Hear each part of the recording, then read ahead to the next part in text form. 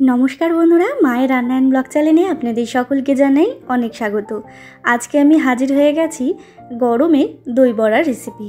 এই গরমে দই বড়া খেতে পছন্দ করেন না এমন মানুষ কিন্তু খুব কমই আছে। তাই আজকে খুব সহজে বাড়িতে কিভাবে একেবারে পারফেক্ট দোকানের মতো দই বড়া তৈরি করা যায় সেটাই শেয়ার করব। তো চলুন আর বেশি দেরি না করে রেসিপিটি শুরু করি। আমার এই রেসিপিটা জানতে সম্পূর্ণ ভিডিও দেখতে হবে। তার আগে যারা এখনও চ্যানেলটাকে সাবস্ক্রাইব করেননি তারা অবশ্যই চ্যানেলটাকে সাবস্ক্রাইব করে পাশে থাকা বেল আইকনটা ক্লিক করে রাখবেন। তো সর্বপ্রথম আমি এখানে নিয়েছি বিউলির ডাল। বিউলির ডালটাকে কিন্তু আমি 5 থেকে 6 ঘন্টা ভিজিয়ে রেখেছিলাম। আমি এখানে 5 থেকে 6 ঘন্টা ভিজিয়ে রেখেছি, যেহেতু আমার কাছে সময় ছিল না। আপনাদের হাতে যদি সময় থাকে তাহলে কিন্তু আপনারা ওভারনাইটও এটা ভিজিয়ে রাখতে পারেন। তারপরে কিন্তু আমি জল ছেঁকে ভালো করে একটা মিক্সিং জারের মধ্যে দিয়ে একটা মিহি পেস্ট তৈরি করে নিয়েছি। দেখুন বন্ধুরা, ঠিক এই রকম টেক্সচারটা তৈরি করে নিতে হবে। তারপরে কিন্তু আমি একটা বাটির মধ্যে নিয়ে নিয়েছি পেস্টটাকে। এরপর কিন্তু আমি ভালো করে ফেটিয়ে নেব। আর এখানে একটা কথা বলে রাখি, এই মিশ্রণটা ফেটানোর সময় কিন্তু আপনারা যদি ক্লকওয়াইজ ফেটান তাহলে কিন্তু ক্লকওয়াইজই ফেটাবেন, আর যদি অ্যান্টি ক্লকওয়াইজ ফেটান তাহলে কিন্তু অ্যান্টি ক্লকওয়াইজই ফেটাবেন। মানে দু রকমভাবে কিন্তু কখনোই ফেটাবেন না, নাহলে কিন্তু এটা মিশ্রণটা ঠিকঠাক ফেটানো যাবে না। আর যখনই দেখবেন ডালের মিশ্রণটা একটুখানি ফুলে উঠেছে তখন ভাববেন আপনার কিন্তু ফেটানো প্রায় কমপ্লিট। তারপরে একটা বাটির মধ্যে একটুখানি জল নিয়ে ফেটানো ডালের মিশ্রণটা একটুখানি দিয়ে দেখবেন। যদি দেখেন যে এটা জলের মধ্যে ভেসে উঠেছে তাহলে ভাববেন এটা ফেটানো কমপ্লিট। এরপরে দিয়ে দিচ্ছি পরিমাণ মতো লবণ আর দিয়ে দিচ্ছি গোটা জিরে, গোটা মৌরি। এরপর আবারও একটুখানি ভালো করে মিশিয়ে নেব এবং আবারও একটুখানি ফেটিয়ে নিচ্ছি। দেখে বুঝতেই পাচ্ছেন ভালো করে আবারও মিশিয়ে নিয়েছি আমি হাতের সাহায্যে। এরপর সরাসরি আমি আগে থেকেই কড়াইয়ের মধ্যে রিফাইন্ড অয়েল গরম করে রেখেছিলাম। এখানে কিন্তু মাথায় রাখতে হবে খুব বেশি তেলটা গরম করা যাবে না, মানে হাই হিট করা যাবে না। যখন তেলটা হালকা একটু গরম হয়ে আসবে তখনই কিন্তু ডালের যে মিশ্রণটা তৈরি করেছি সেটা কিন্তু বড়া শেপ করে আমি দিয়ে দিচ্ছি। সমস্ত বড়া শেপ করে কিন্তু আমি তেলের মধ্যে ছেড়ে দিচ্ছি। এরপর কিন্তু গ্যাসের ফ্লেমটা লো করেই কিন্তু এই বড়াগুলো ভেজে নিতে হবে। আর আমি কিন্তু গ্যাসের ফ্লেমটা লো করেই ভেজে নিয়েছি। দেখে বুঝতেই পাচ্ছেন বড়াগুলো কিন্তু কতটা পরিমাণ ফুলে উঠেছে। তো বন্ধুরা, আমি এখানে এই শেপটা তৈরি করেছি, আপনারা কিন্তু আর একটুখানি বড় বড়ও তৈরি করতে পারেন, যার যেরকম পছন্দ। এরপরে কিন্তু হালকা করে আমি ভেজে নিয়ে উঠিয়ে নিচ্ছি। আর আপনারা সকলেই জানেন কিন্তু দই বড়ার যে বড়াগুলো হয় সেটা কিন্তু খুব বেশি কড়া ভাজা থাকে না, এরকম হালকা করে ভাজাই থাকে। ঠিক সেম প্রসেসে কিন্তু আমি সমস্ত বড়াগুলো ভেজে নিয়েছি। তারপরে একটা সসপ্যান নিয়েছি, সসপ্যানের মধ্যে দিয়ে দিয়েছি বেশ কিছুটা পরিমাণ জল। এরপর জলের মধ্যে দিয়ে দিচ্ছি পরিমাণ মতো চিনি, রেগুলার লবণ আর দিয়ে দিচ্ছি বিট লবণ। এরপর কিন্তু একটা চামচের সাহায্যে ভালো করে মিশিয়ে নিয়েছি জলটার সাথে। তারপরে ওই জলটার মধ্যেই কিন্তু আমি বড়াগুলো ভিজিয়ে রেখে দেবো 10 থেকে 15 মিনিট। 10 থেকে 15 মিনিট ভিজিয়ে রাখলেই কিন্তু বড়াগুলো বেশ নরম হয়ে যাবে। আপনাদের হাতে যদি সময় না থাকে তাহলে কিন্তু আপনারা 10 মিনিটও ভিজিয়ে রাখতে পারেন। আর এখানে কিন্তু মাথায় রাখতে হবে সমস্ত বড়াগুলো যেন জলের মধ্যে বেশ ভালো মতো ভিজে যায়, সেটা কিন্তু খেয়াল রাখতে হবে।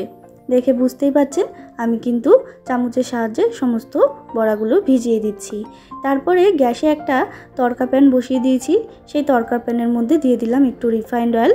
তেলটা গরম হয়ে গেলে এখানে দিয়ে দিতে হবে কালো সর্ষে, গোটা জিরে এবং মেথি দিয়ে দিলাম তেলের মধ্যে। এটা কিন্তু খুব ভালো একটা ফ্লেভার আসে। যখন এটার মিষ্টি গন্ধ বেরিয়ে আসবে তখন দিয়ে দিতে হবে একটু কারি পাতা। কারি পাতাটা দিলে কিন্তু এটা একটুখানি চটপট করে ফাটে, একটু মাথায় রাখবেন।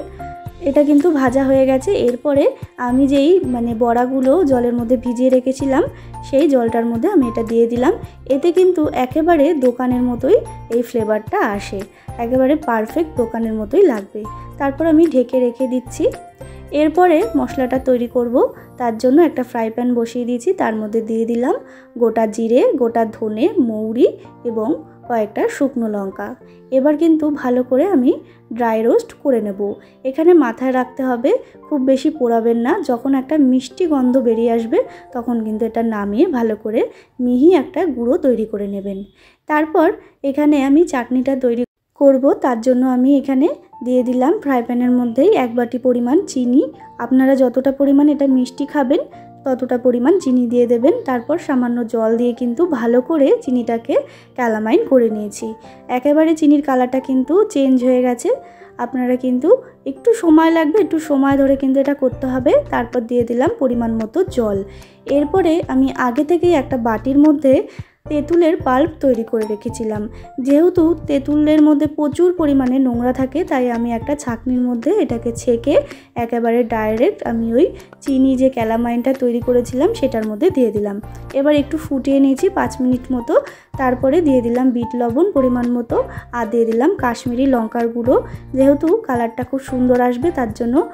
আপনারা সকলেই জানেন এই তেঁতুলের যে চাটনিটা তৈরি হয় সেটা কিন্তু একটুখানি লাল হয়, তাই কাশ্মীরি লঙ্কার গুঁড়ো দিলে কিন্তু এটা একেবারে লাল হয়ে যাবে, কখনোই ঝাল হবে না। এরপরে কিন্তু আবারও আমি 10 থেকে 15 মিনিট এটাকে ফুটিয়ে নিয়েছি, আর আমার কিন্তু এই তেঁতুলের যে চাটনিটা একেবারে তৈরি হয়ে গেছে।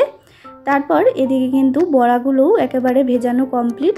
এখানে কিন্তু 10-15 মিনিট হয়ে গেছে। আমি কিন্তু এরকম জল ছেঁকে কিন্তু বড়াগুলো আমি প্লেটের মধ্যে সাজিয়ে নিচ্ছি। আর জলগুলো কিন্তু অবশ্যই ছেঁকে নেবেন। আর বড়াগুলো দেখে বুঝতেই পাচ্ছেন জলের মধ্যে পড়ে কিন্তু আরও বেশি ফুলে গেছে। এরপর কিন্তু আমি দিয়ে দেবো টক দই। আমি এখানে টক দইটাকে কিন্তু চিনি আর বিট লবণ দিয়ে ফেটিয়ে রেখেছিলাম।